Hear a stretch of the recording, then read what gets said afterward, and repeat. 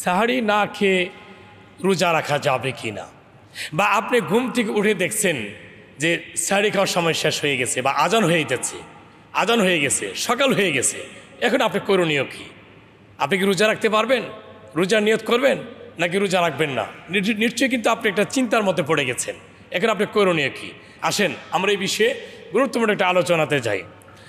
আমার প্রিয় নবী পাকের কাছে একজন সাহাবী হযরতে আব্দুল্লাহ ইবনে মুআজ রাদিয়াল্লাহু তাআলা নবী পাকের সাথে সর্বক্ষণ ছিলেন।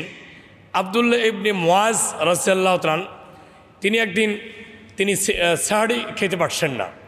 ঘুম থেকে উঠে দেখছেন যে সাহারি খাওয়ার সময় শেষ হয়ে গেছে। তিনি দৌড়ে প্রিয় নবী পাকের কাছে চলে গেলেন, যে বলি ইয়া রাসূলুল্লাহ হাবিবাল্লাহ, আমি তো হালাক হয়ে গেছি সাহারির বরকত থেকে, সাহারির রহমত থেকে, সাহারির যে একটা ফায়েজ বরকত থেকে, রহমত থেকে, নাজাত থেকে আমি তো মাহরুম হয়ে গেলাম, আমি তো হালাক হয়ে গেছি। রাসূল সাল্লাল্লাহু আলাইহি ওয়াসাল্লাম আব্দুল্লাহ ইবনে মুআজ রাদিয়াল্লাহু তাআলাকে জিজ্ঞেস করলেন, হে মুআজ, কি হয়েছে তোমার, খুলে বলো। হযরতে মুআজ রাদিয়াল্লাহু তাআলা তিনি বললেন, ইয়া রাসূলুল্লাহ হাবিবাল্লাহ, আমি শরীর ক্লান্তি ছিল, আমার এই ক্লান্তি অবস্থা, আমার ঘুম একটু বেশি এসে যায়, আমি তো সাহারির সময় আমি সজাগ পাই নাই, জাগ্রত পাই নাই, কিন্তু আমি তো সাহারি খাই নাই, তাহলে আজকে রোজাটাকে আমি ছেড়ে দিব, রোজাকে রাখবো না, কি করব? এটা আপনি এই বিষয়টা জানার জন্যই ইয়া রাসূলুল্লাহ সাল্লাল্লাহু আলাইহি ওয়াসাল্লাম আপনার কাছে আমি এসেছি। তো নবী করিম সাল্লাল্লাহু আলাইহি ওয়াসাল্লাম আব্দুল্লাহ ইবনে মুআজ রাদিয়াল্লাহু তাআলাকে বললেন, হে মুআজ, তখন এই রাসূল পাক এই হাদিসটা বললেন, আন আবি হুরায়রা রাদিয়াল্লাহু তাআলা قال رسول الله صلى الله عليه وسلم إن الله وملائكته يصلون على المتسحرين। নিশ্চয় আল্লাহ রসুল কিন্তু মুআজকে বলতেছেন, আব্দুল্লাহ ইবনে মুআজকে বলতেছেন যে হে মুআজ, নিশ্চয়ই আল্লাহ তাআলা ফেরেশতাদেরকে নিয়ে রহমত নাজিল করেন মুতাসাহিরিন, যারা সাহারি খায়। তাহলে তুমি তো সাহারি খাও নাই, কিন্তু সাহারির যে এই যে রহমত বরকত আছে, এই রহমত বরকত থেকে তুমি বঞ্চিত হয়ে গেলে, যেহেতু সাহারি খাও নাই, কিন্তু এই জন্য তুমি রোজা ছাড়তে পারবে না। কারণ রোজা রাখার যেহেতু নিয়ত ফরজ, রোজার নিয়ত করতে হবে যে হে আল্লাহ, আমি যদিও আমি ঘুম থেকে জাগ্রত হতে পারি নাই, আমি সাহারি খেতে পারি নাই, আল্লাহ আমি এই অবস্থায় তোমার ফরজিয়ত হুকুম রক্ষার্থে পবিত্র মাহে রমজান মাসে রোজা রাখার আমি এইভাবেই আমি নিয়ত করলাম। ঠিক রাসূল সাল্লাল্লাহু আলাইহি ওয়াসাল্লাম ঠিক এইভাবেই আব্দুল্লাহ ইবনে মুআজ রাদিয়াল্লাহু তাআলাকে তিনি এইভাবেই তিনি সমাধান দিয়ে দিলেন। এখন আসেন গুরুত্বপূর্ণ একটি বিষয়, আমাদের অনেক যুবক বন্ধুরা আছেন যে রমজান মাসে সন্ধ্যা রাতে আড্ডা দেন, আড্ডা দিতে দিতে দিতে দিতে সময় লস করতে করতে রাত 12টা বাজে ফেলান, রাত 1টা বেজে যায়। তখন রাতে 12টার সময় আপনি একেবারে খেয়ে বা সাহরির নিয়তে আপনি খেয়ে, মানে সন্ধ্যার খাবার আর যে সেহরি খাবার মানে একবারে আপনি খেয়ে নিলেন, খেয়ে আপনি শুয়ে পড়লেন, আবার ঘুম থেকে উঠতে দিয়েছিল, আবার সকাল 9টা 10টা বেজে গেছে, আপনি মনে করতেন আমি তো সেহরি একবারে খেয়ে নিছি। তাহলে আপনি সাহরি খাওয়ার সাথে আর রসুলের হাদিসের সাথে কিন্তু কোনো মিল নাই। রসুল বলছেন সাহরি খেতে হলে নির্দিষ্ট সময়ের মধ্যে খেতে হবে, আর ওই নির্দিষ্ট সময়ের মধ্যে আল্লাহ তাআলা সাহরি খাওয়ার সময় 70,000 রহমতে ফেরেশতা জিবরাইল আমিনকে দিয়ে সাহরি খাওয়ার সময় আল্লাহ তাআলা পাঠিয়ে দেন।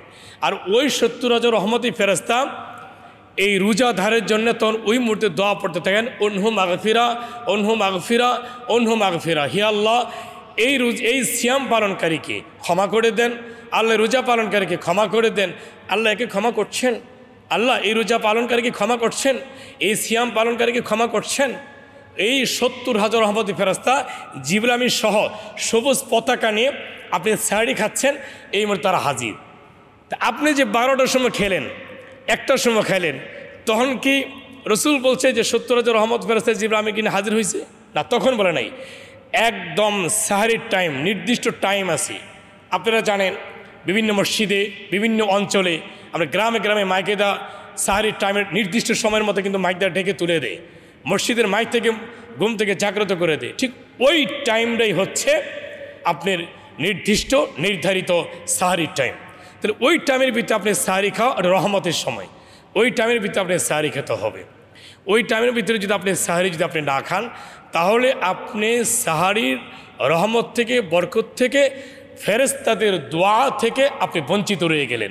আর আপনার এই রোজাটা, প্রত্যেকটা রোজা সেহরির টাইমে সেহরি না খাওয়াতে আপনি সেহরির বরকত থেকে আপনি মাহরুম হয়ে গেলেন, বঞ্চিত হয়ে গেলেন, আর আপনার এই রোজাটা মাকরু হয়ে যাবে। ফতোয়া শামী কিতাবের মধ্যে ব্যাখ্যা করেছেন ইমাম শামী রহমতুল্লাহ আলাই, ইমাম মুসলিমউদ্দিন রহমতুল্লাহ আলাই মধ্যে মুসলিম শরীফের মধ্যে ব্যাখ্যা করেছেন, পরে হেদায়েত শরীফের মধ্যে ব্যাখ্যা করেছেন, ফতোয়ায়ে রহিমিয়ার মধ্যে ব্যাখ্যা করেছেন, ফতোয়ায়ে দেওবন্দ ব্যাখ্যা করেছেন যে কেউ যদি নিয়মিত সাহারি না খেয়ে রোজা রাখে তার রোজা মাকরু হবে, ফরজিয়ত আদায় হয়ে যাবে কিন্তু সব থেকে বঞ্চিত হয়ে যাবে। তা আমরা রোজা কিসের জন্য রাখি? নিশ্চয় সওয়াবের জন্য রাখি। তা আপনি সাহারি না খাওয়ার কারণে আপনি সব থেকে বঞ্চিত রইলেন, আর রোজাও আল্লাহর দরবারে কবুল হলো না, আকাশে ঝুলন্ত অবস্থা থাকবে।